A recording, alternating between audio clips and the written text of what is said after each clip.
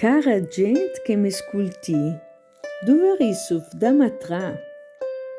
Des vecunti de chitri me son vista visita. Seri lì con il mio om e col patanin in cuna. Quella stalla l'era un dom, per lampion gaveun la luna.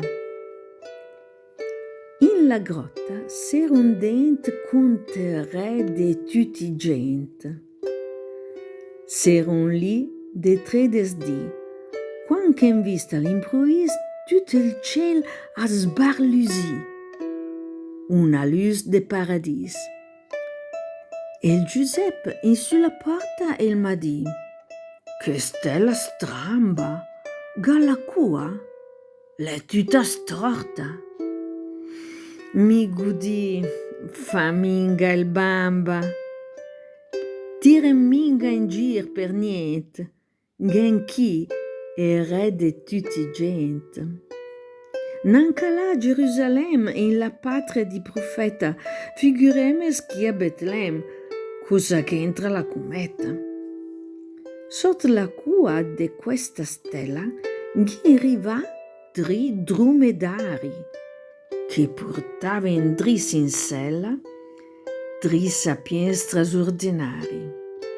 Invenu, sti tri sapient fin de re de tutti gent. Vardi ben, strabus iuc, mi domandi, ma perché guardati se in questo buc s'anten fera anche tri re? Tiri su il mio bel tesor, vu alla porta tutta birra. Qui là riven, porten l'or e l'incenso e anche la mirra.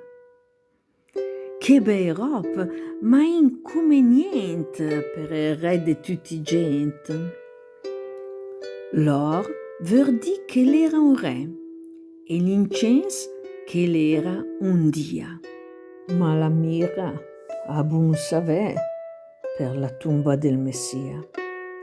L'angelo me l'aveva dit che il menan l'era importante, ma l'onor che gan fa i tri, per me l'era me un incanto. De quell'astro invernighente gli angioliti del paradis che faceven un sorriso al mere de tutti gent.